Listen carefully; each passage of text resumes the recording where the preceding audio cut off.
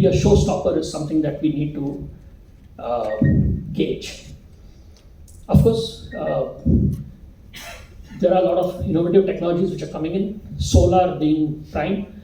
A huge amount of investment is happening there, but nighttime use is a problem. So there again, they are having these large storage cells which are being put up in acres of land, and they will support nighttime use. So you don't have to put up a thermal plant again to support nighttime use. These are just thoughts that come up, and